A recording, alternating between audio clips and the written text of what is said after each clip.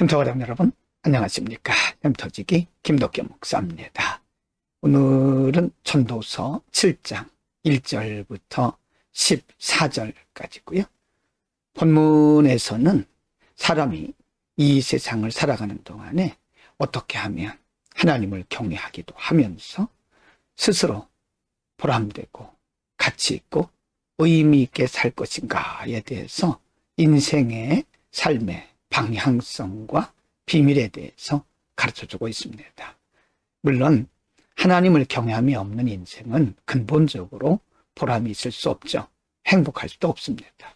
여기서 말씀하는 것은 하나님을 경외함을 전제로 하는 말씀입니다. 하나님을 경외하면서 사람이 어떻게 하면 보람 있고 의미 있고 행복한 인생을 살 수 있을까요? 7장 1절부터 4절입니다. 1절. 좋은 이름이 좋은 기름보다 낫고 죽는 날이 출생하는 날보다 나으며 2절. 초상집에 가는 것이 잔치집에 가는 것보다 나으니 모든 사람의 끝이 이와 같이 됩니다.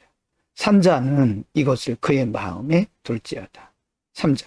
슬픔이 웃음보다 나음은 얼굴에 근심하는 것이 마음에 유익하기 때문이라. 4절. 지혜자의 마음은 초상집에 있을 때 우매한 자의 마음은 혼인집에 있느니라. 언뜻 보면 본문의 말씀은 매우 모순되게 보일 수도 있습니다. 2절에 보면 초상집에 가는 것이 잔치집에 가는 것보다 낫다, 이런 말씀을 하고요. 슬픔이 웃음보다 낫다, 이런 말씀도 합니다. 그 이유는 인간이 교만하고 스스로 자만하지 말라고 하는 말씀을 하기 위해서지요. 지혜로운 인생은 스스로 자만하는 것이 아니라 언제나 자신을 돌아보는 것이라고 하는 것을 가르쳐주고 있습니다.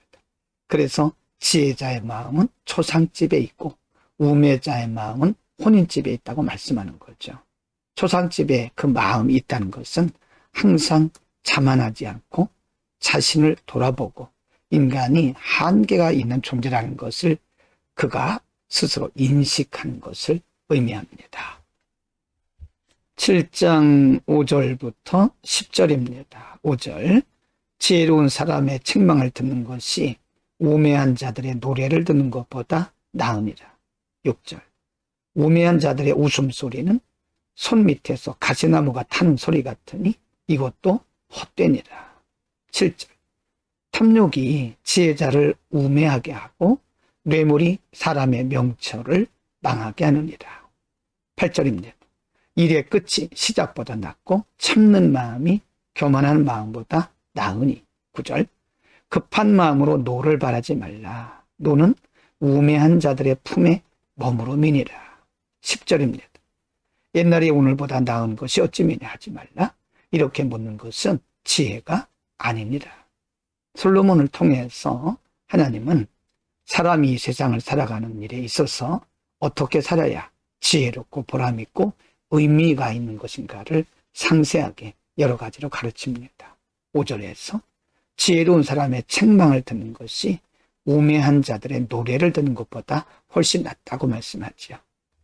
우매한 자들은 우리를 잘 모르기 때문에 우리를 칭찬하고 또 우리를 칭송할 수 있지만 그것이 곧 우리에게 크게 득이 되는 것은 아니라는 말씀이죠. 때로 책망이 우리 인생에 있어서 큰 득이 될 수도 있습니다. 6절에서는 우매자들의 웃음소리는 손 밑에서 가시나무가 타는 소리와 같기 때문에 그렇다라고 말씀하는 거죠. 우매자의 말보다는 비록 책망일지라도 우리가 듣기 쉽지 않은 그런 말일지라도 듣는 것이 우리에게 득이 된다, 그런 말씀입니다.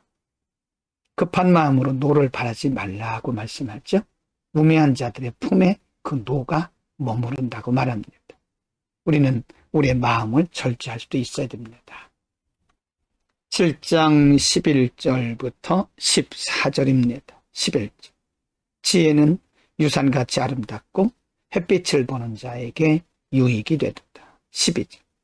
지혜의 그늘 아래에 있음은 돈의 그늘 아래에 있음과 같으나 지혜에 관한 지식이 더 유익함은 지혜가 그 지혜 있는 자를 살리기 때문이니라. 13절입니다. 하나님께서 행하시는 일을 보라. 하나님께서 굽게 하신 것을 누가 능히 곧게 하겠느냐. 14절. 형통한 날에는 기뻐하고 곤고한 날에는 되돌아보아라. 이 두 가지를 하나님이 병행하게 하사 사람이 그의 장래일을 능히 헤아려 알지 못하게 하셨느니라. 인생을 살아가는 지혜 중에 가장 중요한 것이 하나님에게 초점을 맞추는 것이죠. 그러기 위해서 하나님의 행하신 일을 알아야 되는데요. 13절에서 하나님께서 행하신 것을 보라고 말씀하고 하나님께서 굽게 하신 것은 아무도 곧게 할 수 없다. 하나님의 절대 주권을 의미하고요. 14절에는 하나님께서 이 세상을, 특별히 우리 인생을 인도해 나가시는 과정 가운데 특별히 사용하시는 하나님의 섭리의 방법 두 가지를 말씀합니다. 하나는 곤고요, 하나는 형통입니다. 그래서 하나님께서 형통과 곤고 두 가지를 병행하시면서 사람으로 하여금 하나님을 온전히 신뢰하게 하신다고 가르칩니다. 오늘은 지혜로운 인생, 보람된 인생, 그리고 의미 있는 인생을 위해서 하나님께서 삶의 지혜를 가르쳐 주셨습니다. 그것은 하나님의 절대 주권을 인정하는 것이고요. 특별히 하나님께서 이 세상 나라를 다스리시고 사람을 통치하시는 과정에서 사용하시는 섭리의 방법. 하나님께서 매번 형통하게만 하시는 것도 아니고 또 매번 곤고하게 하시는 것도 아니라 하나님이 두 가지를 병행하신다고 말씀합니다. 형통과 곤고. 여러분, 그래서 사람이 하나님 앞에서나 사람 앞에서 교만하지 않도록 늘 겸손하게 살아가도록 이런 방법을 쓰신다는 거죠. 성경은 말씀합니다. 형통한 날에도 자만하지 말고 하나님께 감사하고 곤고한 날에도 너무 절망하지 말고 깊이 생각하라는 것입니다. 하나님의 행하시면은 반드시 하나님의 선한 의도가 있습니다.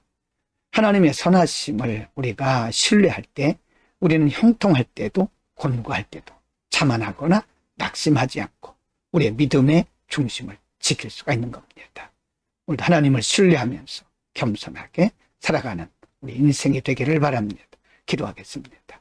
걸어가신 우리 아버지, 오늘 하나님의 섭리의 방법들을 가르쳐 주셨습니다. 사람이 언제나 겸손하게 하시고 자만하거나 교만하지 않게 하소서. 형통할 때나 곤고할 때나 언제나 하나님을 바라보고 신뢰하면서 흔들림 없는 우리 인생이 되게 하여 주옵소서. 예수 그리스도의 이름으로 기도드립니다. 아멘.